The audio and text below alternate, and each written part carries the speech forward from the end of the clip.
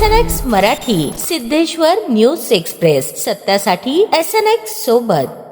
आखाती युद्धाच्या पार्श्वभूमीवर जिल्हाधिकारी एस कार्तिकेयन यांच्या मार्गदर्शनाखाली गुरुवारी सायंकाळी अन्नधान्य वितरण अधिकारी ओंकार पडोळे व वरिष्ठ पोलीस निरीक्षक अरविंद माने यांच्या नेतृत्वासह आसार मैदान येथील चौपाटी किल्ला बागेच्या बाजूस चायनीज गाड्या व पावभाजी सेंटरवर धाडी टाकण्यात आल्या। यावेळी 9 घरगुती वापराचे सिलेंडर व्यावसायिक ठिकाणी अवैधरित्या वापरत असल्याचे दिसून आल्यावर पथकासमक्ष जप्त करण्यात आले। रात्री उशिरापर्यंत फौजदार चावडी पोलीस स्टेशन येथे गुन्हा दाखल करण्याचे कामकाज चालू होते। या पथकात परिमंडळ अधिकारी ब विभाग राजेश यंपुरे, परिमंडळ अधिकारी अ विभाग नंदकिशोर डोके, परिमंडळ अधिकारी ड विभाग प्रफुल्ल नाईक, पुरवठा निरीक्षक ज्ञानेश्वर काशीत, सज्जन भोसले, गीता डंके, लिपिक वैभव मोरे, सचिन लांडे, आनंद मधणे तसेच पोलीस प्रशासनातून पोलीस अंमलदार जावेद जमादार, आबाजी सावळे, धीरज सातपुते, विठ्ठल यलमार आदी उपस्थित होते।